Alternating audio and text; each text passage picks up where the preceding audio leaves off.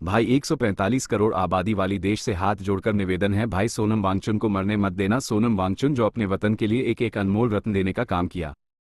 सोनम वांगचुक अपने 9 वर्ष के थे तभी से भारत के लिए सबके बड़ी हस्ती माने जाते थे। लद्दाख में पानी की भारी कमी को दूर करने के लिए उन्होंने कृत्रिम ग्लेशियर बनाने की तकनीक खोज किया जिससे आइस स्तूप कहा जाता है। भारत के लिए सबसे बड़ी अनमोल रत्न सेना को कहा जाता है। उन्हें भारतीय सेना के जवानों के लिए लद्दाख की कड़कती ठंडा से बचने के लिए पर्यावरण के अनुकूल सोलर हीटर टेंट तैयार किया जिसे जवानों को बिना ईंधन जलाए गर्माहट मिलाती है। सोनम वांगचुक को बचपन से शिक्षा और विद्यार्थी से काफी लगा था।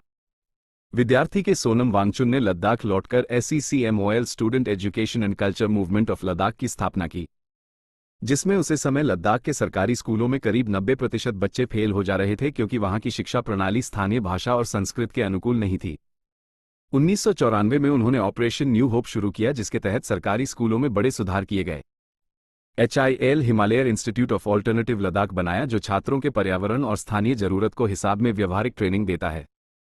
वो पिछले कुछ समय से लद्दाख को पूर्ण राज्य को दर्जा देने और इसे संविधान की 6ठी अनुसूची में शामिल करने की मांग को लेकर लगातार शांतिपूर्ण आंदोलन और अनशन कर रहे हैं। उनकी मांग है कि लद्दाख की नाजुक पर्यावरण और जनजाति और संस्कृति को कॉर्पोरेट और औद्योगिक शोषण से बचाया जाए।